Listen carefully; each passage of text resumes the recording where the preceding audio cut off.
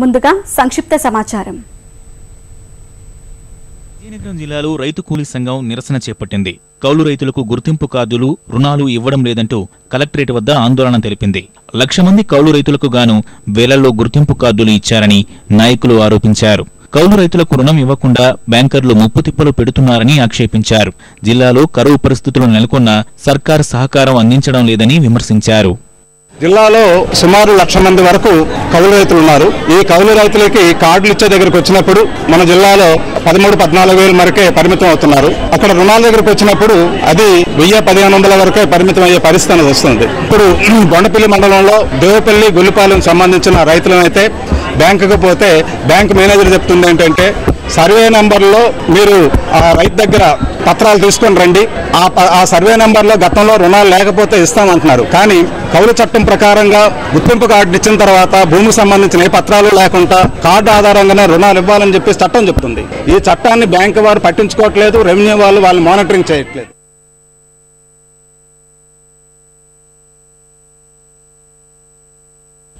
మనిషికి సుస్థి చేస్తే సరైన వైద్యం అందడం లేదు. సర్కారు దవాఖానాల్లో మందు బిళ్ళ, సూది మందు కూడా లభించడం లేదు. అలాంటిది మూగజీవాలకు రోగాలు వస్తే పట్టించుకునేవారు ఉంటారా? ప్రాణాలు పోతున్నా కన్నెత్తి చూసేవారే కరువయ్యారు. చిన్న జబ్బు చేసినా కనీస వైద్యం అందించేవారు లేక పశువులు అడ్డం పడుతున్నాయి. సకాలంలో ప్రాథమిక సేవలు అందక కడతెరిపోతున్నాయి. పశుసంవర్ధక శాఖలో సగానికి పైగా ఖాళీ అయిన పోస్టులను భర్తీ చేయనందువల్లే మూగజీవాల మరణ మృదంగం ఆగడం లేదు. 2 అంకెల వృద్ధి అని లక్ష్యాలు వల్లవేయడం తప్ప అది సాధించేందుకు చేపడుతున్న చర్యలు కానరావడం లేదు. వర్షాభావంతో పచ్చగడ్డి దొరకడం లేదు. ఎండుగడ్డికి కరువొచ్చింది. జీవనాధారమైన పశువులు అనారోగ్యంతో నేలన పడితే వచ్చి చూసే వైద్యులు లేరు. మందులకు దిక్కులేదు. అమృత గడియల్లో సంజీవ వైద్యం అందక మూగజీవాల ప్రాణాలు పోతున్నాయి.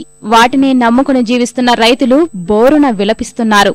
7-8 గ్రామాలకు ఒకే ఒక్క వైద్యుడు సేవలు అందిస్తున్న కారణంగా పాడి రైతులు లబోదిబోమంటున్నారు. ఇప్పుడు 9 చాల్తీలు పడదోళ్ళు 2 సంవత్సరాలు వచ్చా చచ్చిపోయి పని బతికేది రెక్కల మీద 12 గేదెలు చచ్చిపోయి 1,50,000 అంటే రావు 1,50,000 అంటే 12 గేదెలు. ఇప్పుడు 3 సంవత్సరాలు అవుతుంది కలెక్టర్ గారి దగ్గరికి వెళ్ళి. ఇప్పుడు తీరుదారి లేదు. ఏం చెయ్యం? ఆ చెట్టు పొలం లేదు.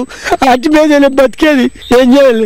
జబ్బు చేసి దాన్ని వైద్యం చేస్తానికి వచ్చేటప్పటికి చచ్చిపోతాయండి. పెదగడ నుంచి ఇక్కడికో బావపురం నుంచి రావాలి. అయితే రాట్లల్లా వాళ్ళు వచ్చేటప్పటికి చచ్చిపోతాయి. మేము అక్కడికి తీసుకెళ్ళాలి, వెళ్ళలేవు. ఏం చేయాలండి? పశ్చిమ గోదావరి జిల్లాలో పశుగణాల సంఖ్య 4.5 లక్షలు. మొత్తం వెటర్నరీ ఆసుపత్రులు 20. వీటితో పాటు 108 గ్రామీణ వైద్యశాలలు, 70 పశు వైద్య చికిత్సాలయాలు, 157 గోపాలమిత్ర కేంద్రాలు పనిచేస్తున్నాయి. పశుసంవర్ధక శాఖలో అన్ని పోస్టులు కలిపి 307 మంది ఉండాలి. ప్రస్తుతం 190 మంది మాత్రమే విధులు నిర్వర్తిస్తున్నారు. ఇంకా 117 పోస్టులు ఖాళీగా ఉన్నాయి. గత కొన్నేళ్లుగా నియామకాలు చేపట్టడమే మర్చిపోయారు. ఫలితంగా ఏ ఆపద వచ్చినా రైతులు నానా ఇబ్బందులు పడుతున్నారు.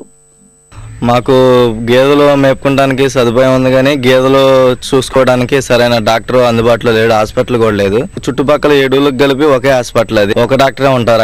ఆయన ఎక్కడైనా చూసుకుంటారు. మాకు ఏదైనా ప్రమాదం జరిగినా సరే ఇమ్మీడియట్ గా వచ్చి వైద్యం చేసే అవకాశం లేదు. ఏదైనా ప్రమాదం సత్తు జరిగినా ఆ గేదె చనిపోవటమే తప్పనిచ్చి కానీ మాకు వేరే మార్గం లేదు.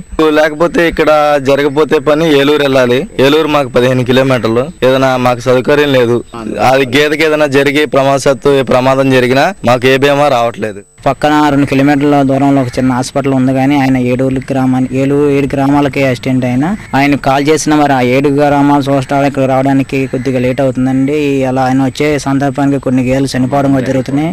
మామూలుగా ఎదొచ్చినప్పుడు సక్రమంలో 7C చేయడానికి కూడా డాక్టర్ గారు ఉండలేదు. వాళ్ళు వచ్చే టైంకి ఏమో ఆరిపోవడం జరుగుతున్నాయి. కొన్ని జబ్బులు అనుకూల పరిస్థితుల్లో కొన్ని వర్షాకాలం జబ్బులు వస్తున్నాయి. కొన్ని సూడిపోవడం కూడా అలాంటివి కూడా కొన్ని జరుగుతున్నాయండి. దయించి చాలా 2 సంవత్సరాల నుంచి గవర్నమెంట్ కోరుతున్నామండి. మా చుట్టుపక్కల గ్రామాల్లో హాస్పిటల్ ఉందని, మా గ్రామంలో హాస్పిటల్ లేదండి.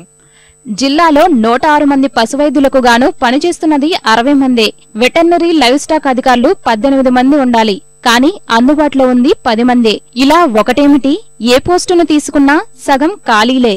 గోరు చుట్టుపై రోకలిపోటులా వీరిలో ఏ ఒక్కరు బదిలీ అయినా, పదోన్నతి పొందినా, పదవీ విరమణ చేసినా ఇక వారి స్థానంలో నియామకాలే చేపట్టడం లేదు. ప్రాథమిక సేవలు అందనందువల్లే లక్షలు పోసి కొనుగోలు చేసిన పశువుల్ని పనంగా పెట్టి పోషకులు అప్పుల పాలవుతున్నారు. 6 నెలలు చూడి అప్పు చేసి కొన్నాను 2 రూపాయలు వడ్డీకి. డాక్టర్లు ఫోన్ చేసినప్పుడు అందుబాటులో రాకపోవడం వల్ల నా గేదె చనిపోయింది. ఊళ్ళో అంతా జనాభా అంతా పాల మీద ఆధారపడేది. పక్కంలో పెదకడం, అమ్మపాలెం, కొప్పాకు ఇవన్నీ. సరైన డాక్టర్లు లేరు, సకాలంలో రావట్లేదు, అందుబాటులో ఎక్కడో ఉండమంటున్నారు. ఏదో అనుకున్న టైంకి రాలేకపోతున్నారు. కొన్ని గేదెలు ఉన్నా మామూలుగా పొల్లిన తర్వాత ఎదగా ఉండలేదు, పోతున్నాయి. చూడని అనుకున్నాయి పని చేయకుండా పోతున్నాయి. ఇవాళ వైద్యం గురించి చాలా ఇబ్బందుల్లో ఉన్నామండి. ఇప్పుడు మా పోల సెంటర్కి డాక్టర్గా ఉన్నారండి. ఇప్పుడు దాన్ని అనుసరించుకుని 10-12 ఊళ్ళు ఉన్నాయండి సెంటర్లో. ఆ సెంటర్లో ఈ గోపాలమిత్ర ఈ కరోనా వేసారండి. వాళ్ళకి సరిపోవట్లేదండి. చిన్న వాళ్ళు చేసే వైద్యం మరి పెద్ద డాక్టర్కి చిన్న కాంపౌండర్ చేసిన దానికి తేడా ఉంటది కదండి. ఆ తేడాలు కనపడుతున్నాయండి. ఈ ఇంపార్టెంట్ ఏంటంటే ఇవాళ చాలా ఒక గేదెని కొనాలండి 50,000 రూపాయలు అవుతుందండి. చిన్న గేదెని కొనాలండి. దానికి తగ్గ వైద్యం చేయించాలంటే అందుబాటులో ఉండలేదు సార్. వైద్యుల కొరత గురించి ఉన్నతాధికారులకు నివేదించామని క్షేత్రస్థాయి అధికారులు తెలియజేస్తున్నారు. పూర్తిస్థాయి సిబ్బంది ఉంటే పథకాల అమలు వేగవంతమవుతుందంటున్నారు. పాల ఉత్పత్తిని గణనీయంగా ఇప్పుడున్న దానికి రెట్టింపు పెంచుకున్నట్టయితే మనం ఏదైతే ప్రభుత్వ విధానానికి అనుగుణంగా ముందుకెళ్లొచ్చు. కానీ ప్రస్తుతం మా డిపార్ట్మెంట్కు ఉన్నటువంటి సమస్య మేము ప్రభుత్వానికి కూడా రిప్రజెంట్ చేయడం జరిగింది. అంటే వేకెన్సీస్ ఎక్కువైనాయండి, స్టాఫ్ డాక్టర్లు తక్కువయ్యారు. ఒక్కొక్క మండలానికి ఒక డాక్టర్ మాత్రమే ఉండటం జరిగింది. దగ్గర ఏలూరు డివిజన్ పరిధిలో ఉన్నటువంటి 57 ఇన్స్టిట్యూషన్స్లో 18 ఇన్స్టిట్యూషన్స్ ఖాళీగా ఉన్నాయి. ఉన్నటువంటి ఇన్స్టిట్యూషన్లో కూడా ఒక్క డాక్టర్ ఒక చోట పనిచేయటం, లేదా అతనికి సహాయం చేసేటువంటి అటెండర్ కూడా లేరు. అవసరమైన సిబ్బందిని నియమించకుండా పాల ఉత్పత్తి పెంచాలని ఘనమైన లక్ష్యాలు విధించుకుంటే ప్రయోజనం ఉండదు. తెదేపా అధికారంలోకి వచ్చి ఏడాదిన్నరైనా నేటికి పశుసంవర్ధక శాఖలోని ఖాళీలపై దృష్టి సారించకపోవడం పట్ల రైతులు అసంతృప్తి వ్యక్తం చేస్తున్నారు.